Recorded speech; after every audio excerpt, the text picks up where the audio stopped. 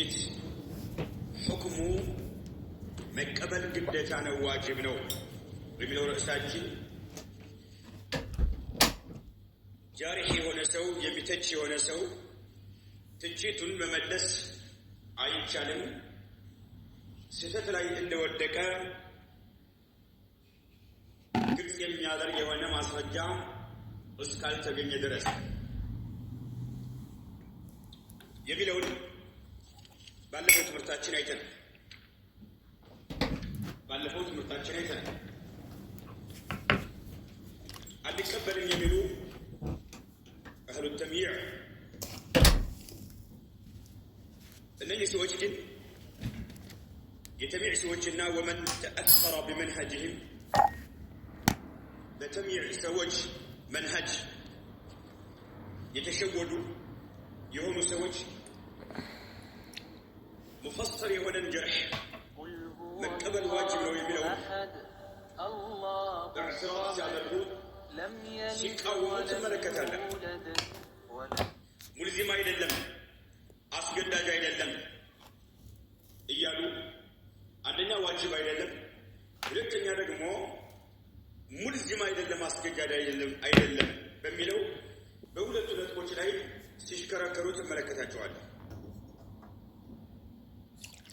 في القضيتين معا في قضية وجوب قبول الجرح مفسرا وفي قضية الإلزام به.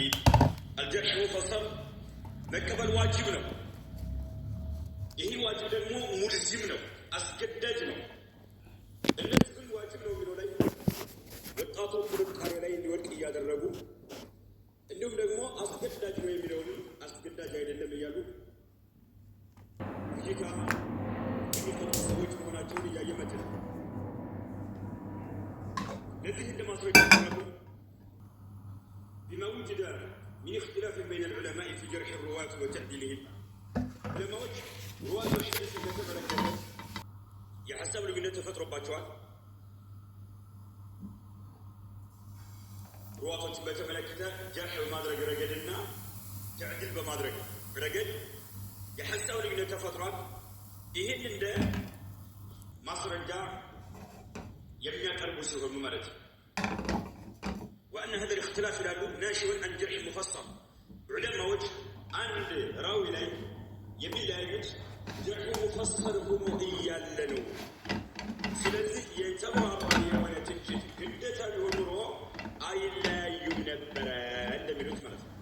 ይህን እያቀረቡ ያሉት ይህ ጀርሕ ሙፈሰር ሆኖ እክትላፍ መለያየታቸው ከተገኘ هذا يدل على أنه لا يجب قبول الجرح المفسر مفسر يوان الجرح من قبل قدة علمون يا ملاكفنا قدة علمون يا ملاكفنا لكن ما وجدوا اتفاق على قبول الجرح المفسر يتبرى الرأي ولا تجد بمن قبل رجال يقرأ سنة نفسه نقر بشرط أن لا يظهر مانع من موانع القبول ተቀባይነት እንዳያገኝ የሚያደርግ ነገር ግልጽ እስካልሆነ ድረስ የተብራራን ትችት መቀበል ግዴታ አለብን ሲሉ ማኒዕ እስከሌለ ድረስ እንዳንቀበለው የሚያደርግ ነገር ካለ አንቀበለው። ከሚከለክል ነገር ያገለለ ከሆነ ነዓም መቀበል ግዴታ በመሆኑ ዑለማዎች የጋራ ስምምነት አላቸው።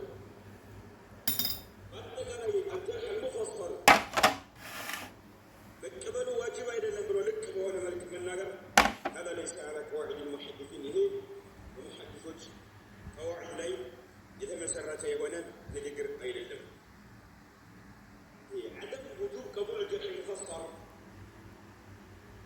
የተብራራ የሆነ ትችት መቀበል ዋጅብ አይደለም